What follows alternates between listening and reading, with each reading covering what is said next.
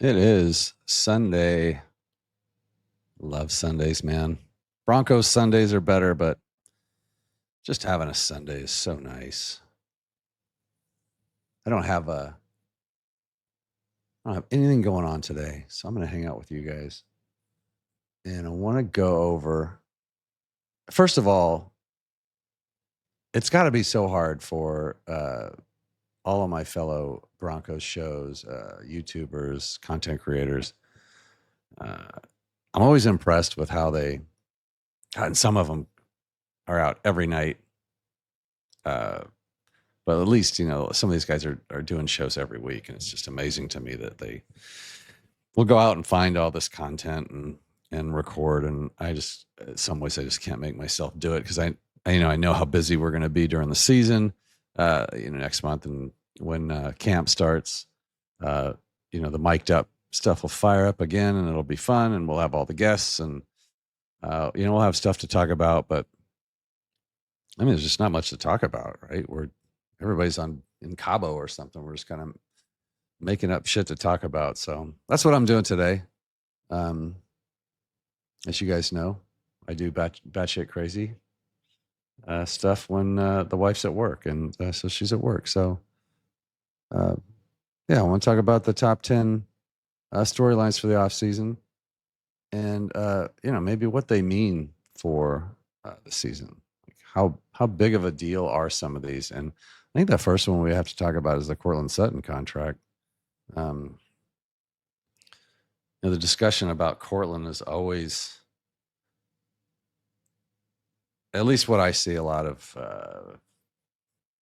I guess, Twitter fodder and people talking about it on their shows is, is he a number one receiver in the NFL?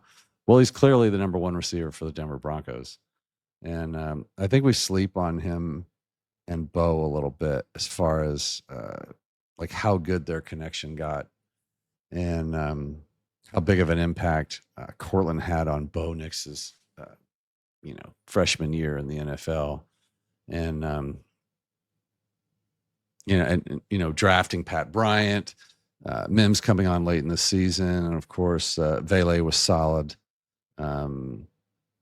There's help in that room, but without Courtland Sutton in that room, I'd be pretty nervous.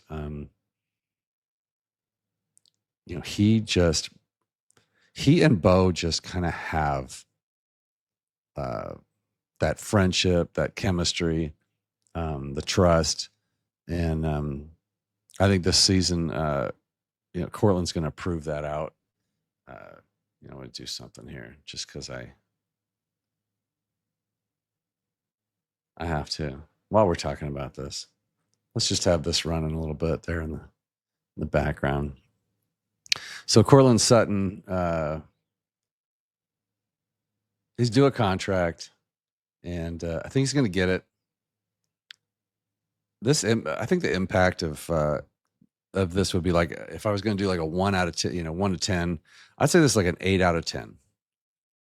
Like, just imagine the wide receiver room for the Denver Broncos without Courtland Sutton this year. Like who would your most experienced receiver be? At this point, would it be Mims? Like, I don't even know. Like, they don't have a Reynolds anymore. They don't have a vet, unless I'm just completely missing somebody they signed. Maybe that special teamer guy, but they got to get him signed. He's our number one receiver. And then, we can see what happens with Bryant and Vele and Mims, who's going to come on and be the big number two. And of course, that's not even counting the work they did in the other positional groups. So if you're with me on that, hopefully you're with me on that. And we'd all love to have the superstar.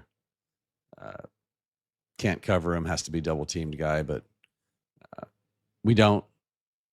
But Courtland Sutton's our best receiver on the team. He's got to stay. So that's the first one. And then I think my number two storyline, I don't know if a lot of people are talking about this or they should be, but it's just, we signed Dre Greenlaw, among other great signings, great offseason. And then Alex Singleton. So these are your two starting inside linebackers. I don't know if you've heard otherwise, but these are your two. and both of them are dealing with coming off significant injuries, ACL and Achilles, I believe. And so Greenlaw should be a year healed up. He should be fine, but he's also been out. I love that one-handed catch by Courtland. Isn't that great? I'm distracted. I'm like a squirrel. Oh, yeah, talk about it. Yeah, that's a touchdown. There you go. That's right. Good job. All right, let's get on. It's too fun. I'm going to get distracted. You guys want me? Should I just leave this on so you guys can just watch these? Maybe I'll do a show of just Courtland Sutton highlights. Just put it out there for no good reason other than I love him. So Dre Greenlaw, Alex Singleton, your starting linebackers. I'm going to say impact of this is pretty high too. The run game suffered quite a bit. Last year we got exposed a little bit, if you guys remember. It's going to be really important that Dre Greenlaw and Alex Singleton mesh, stay healthy, and then of course Hufanga at safety will help this out a lot. We really got to improve on stopping the run. Teams can run the ball on the Broncos. That became very apparent late last season. So, yeah, these guys stay healthy. These guys play big storyline. Very important. I'm going to give this one like a 9 out of 10 importance and impact on the team next year. Can't have teams just handing the ball off and running down the clock on the Broncos this year. So maybe I should do this live so you guys have a chance to chime in here. But all right, we're returning the whole O-line. That seems that's great news. Obviously, Bowles and Powers, Wattenberg, Miners, and McGlinchey are all coming back in 2025. Continuity is great, especially in offensive line. They're, and I've seen different stats, but they're top 3 run blocking and pass blocking. So this is huge for the Broncos. Impact 7 out of 10 because it's what we had last year. So just maintaining it, it's good impact, but it's not like it changes a lot. But if they stay healthy and mesh better, it could be even higher impact. The fact that Wattenberg,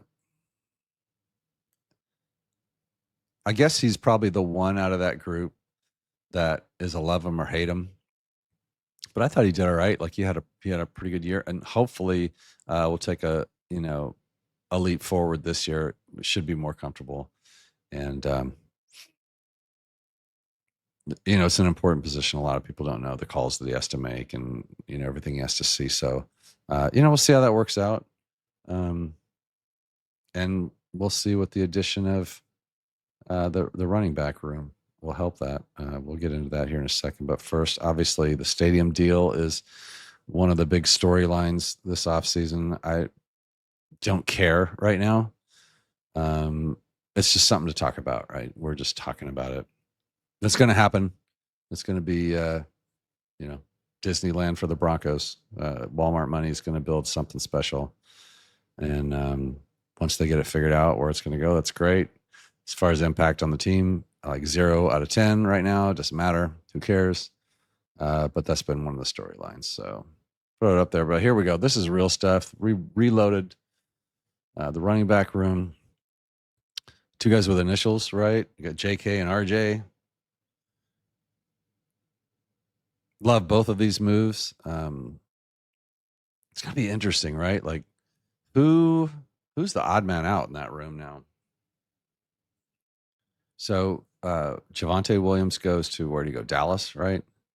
And if you go back, you could check almost every mic'd up episode I did from like March on, and I was pounding on my desk for the Broncos to sign a vet running back. I was not comfortable with Estime and Jaleel, Bidet, Watson,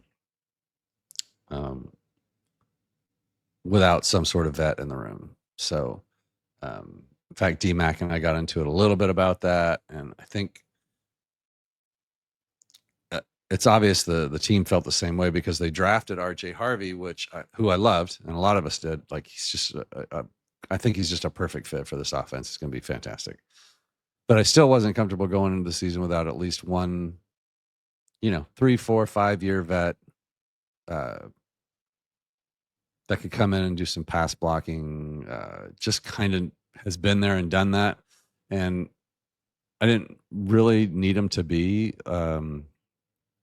like a bell cow back or anything. But then Sean Payton doesn't really do that anyway, right? Like that's not his bag. So um, I think this is a great signing. I think the running back room being reloaded is huge, like 10 out of 10 impact. It's a huge impact for the team. So don't forget the offensive line for the Broncos last year was like number one in whatever it's called, run win rate or whatever. Like they made the right blocks and they opened the lanes, but then the running backs just couldn't take advantage of it. They didn't find the hole, or if they did it, they hit it late, or they picked the wrong hole.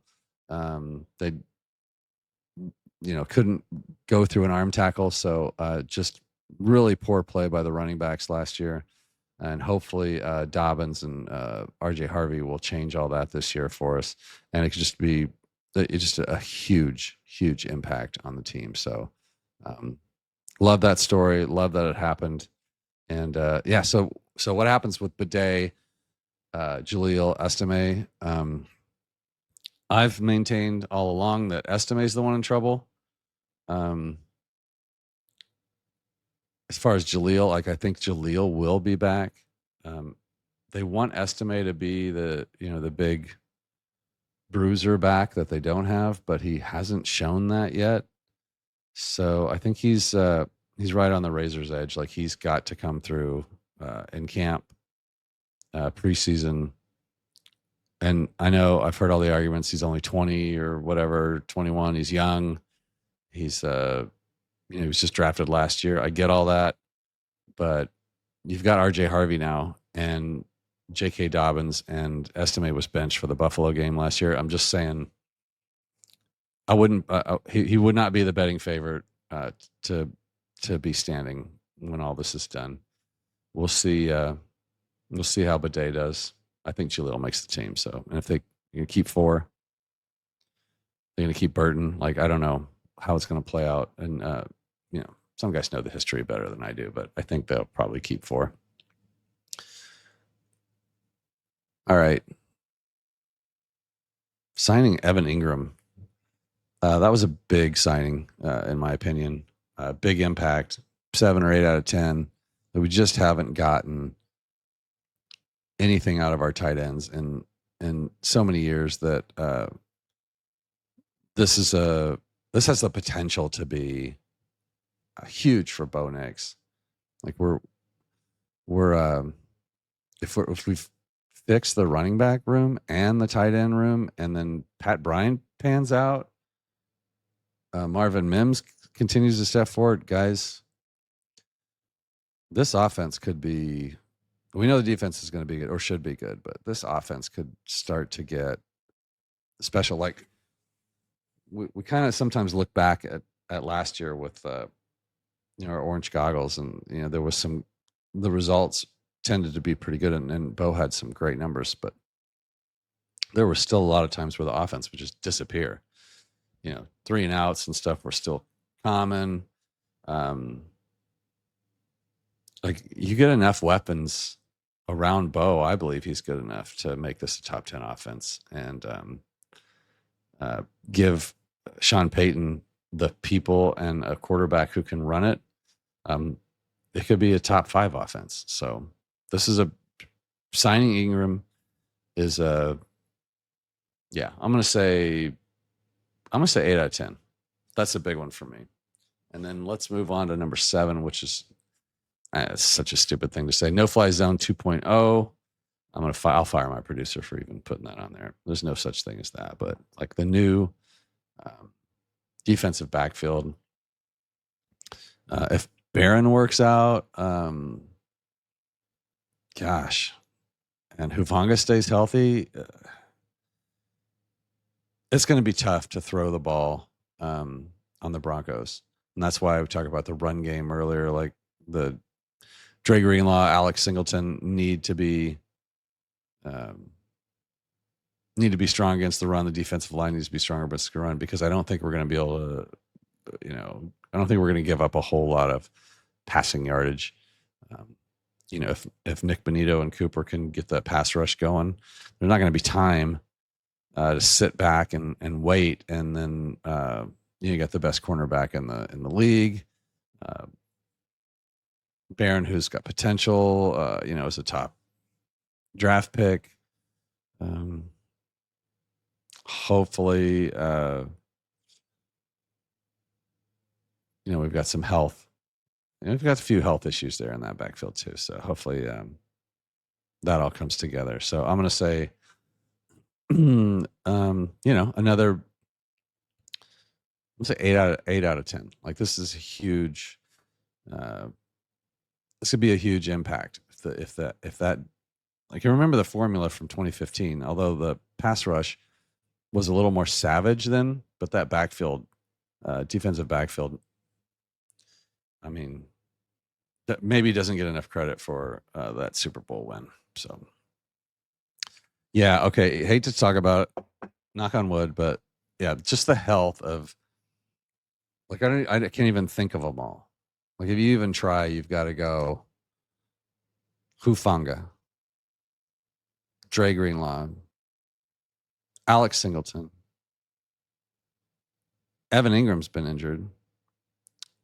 Vele's injured right now. Who am I missing? Bidet was out. I mean, these guys are going to need to stay healthy. And a lot of these guys have like serious health concerns. Hufanga, Greenlaw, Singleton, ACL, Achilles, broken arm, wrist, something for Hufanga, Evan Ingram. So, health is going to be a big issue this year. Luckily, the Broncos are super good at keeping their people healthy. It's probably another good storyline. I probably could have put that in there. I didn't, but I don't like to talk about health too much. I don't want to be a jinxer, but the way that, and it's not all for one. It's not like, if it's not like they're all going to be injured or all not injured. Like there will be some people will be injured. There'll be injuries, but if we can generally maintain that, we're more healthy than we are injured, that's a couple wins right there.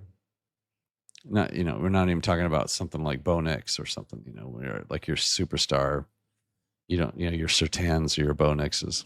We're talking about all the other pieces that have come together. And we do have some depth, because I think cuts are going to be interesting this year. So when the cuts get interesting in camp, it's because you have good depth. And I think we do have better depth.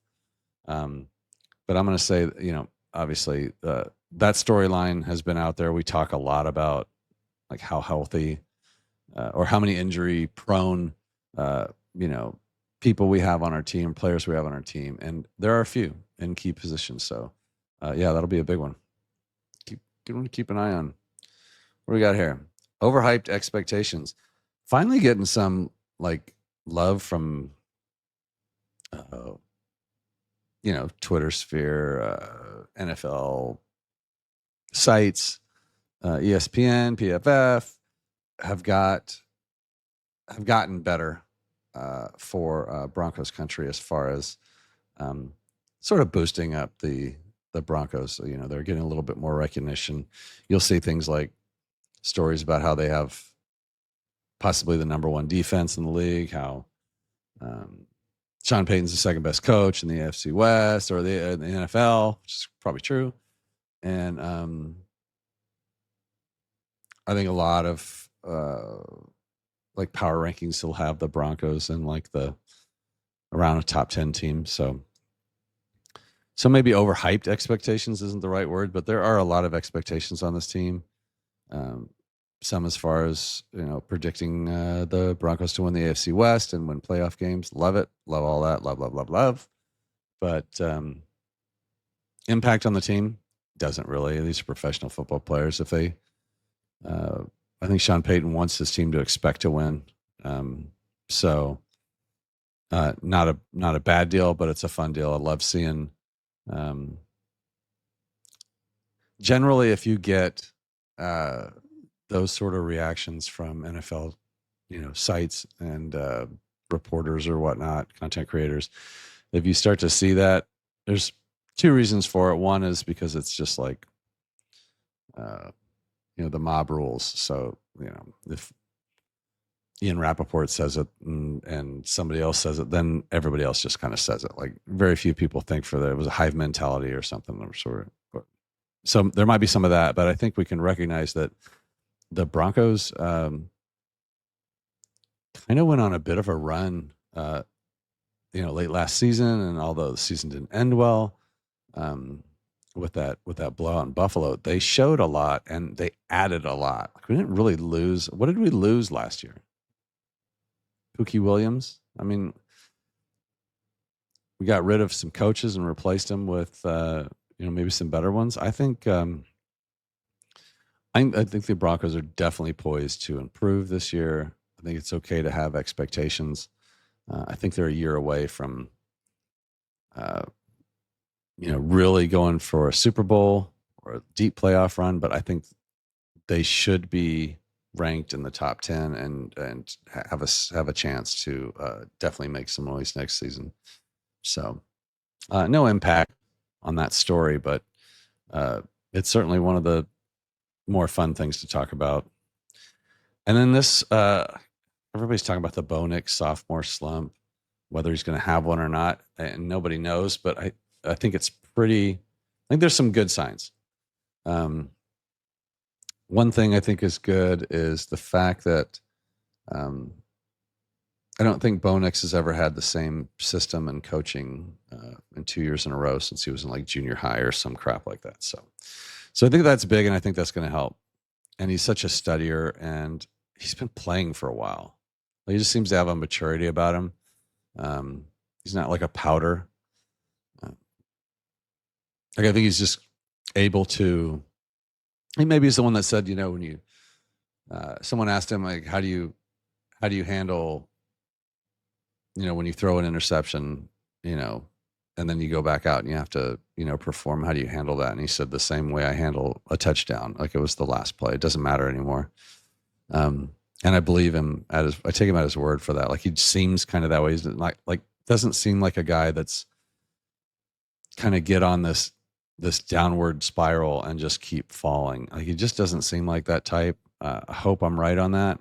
I don't think he's going to slump. I think he's going to improve.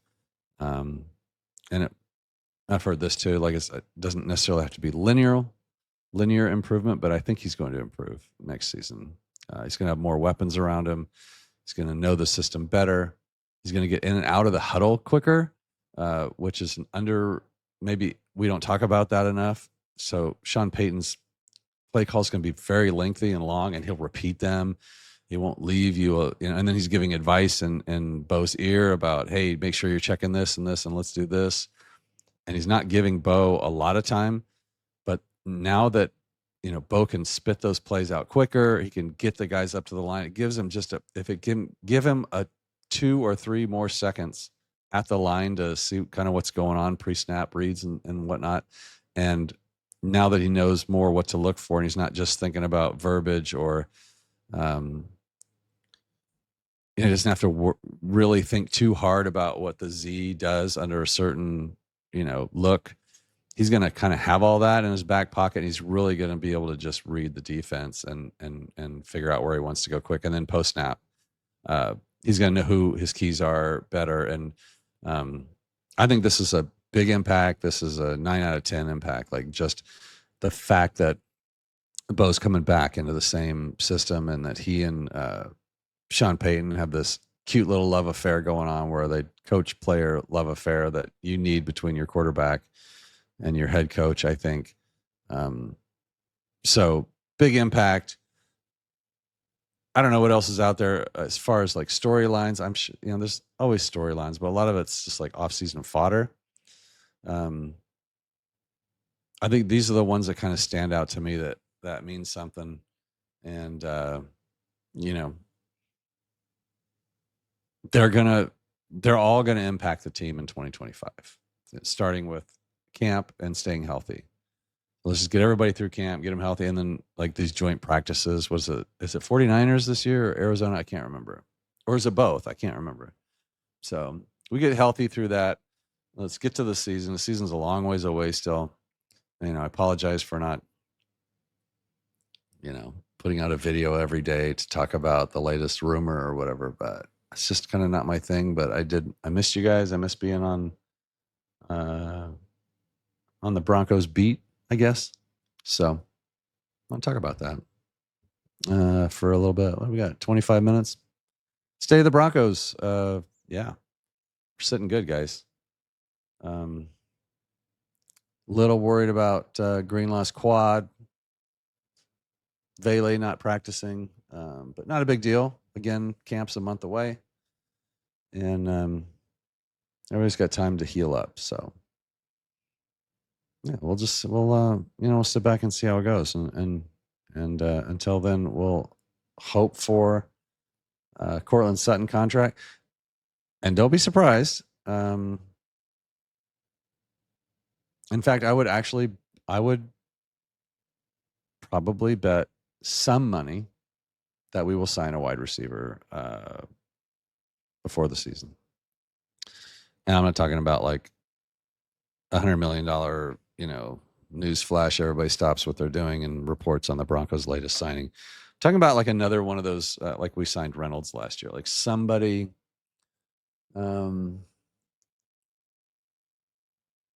like somebody's second or third receiver, like an 8-year vet, something like that, or a camp cut, 8 or 10-year vet. 10-year might be a little bit much. You know what I'm saying, though, right? Like someone who's been in the league for 6 or 7 years, and that team is kind of loaded, and they're getting rid of. Like, I would not be shocked if we brought somebody like that in, just as sort of a Sean Payton, I feel comfortable with you insurance policy thing. So I would put money on that. But let me get you guys out of here. Half hour of shooting the shit with you. I love it. And maybe we'll go live. And we gotta check on Rob Gronkowski. Should be training in Aspen right now. So he might be coming back too, right, Cecil? I don't know. That just popped up on my screen. So I remember that day. All right, let's get out of here. Go Broncos. We'll see you guys soon. See you on Mic'd Up in about a month. And yeah, if we find some time or something to talk about, I'll be back out here too. So go Broncos. Talk to you guys soon.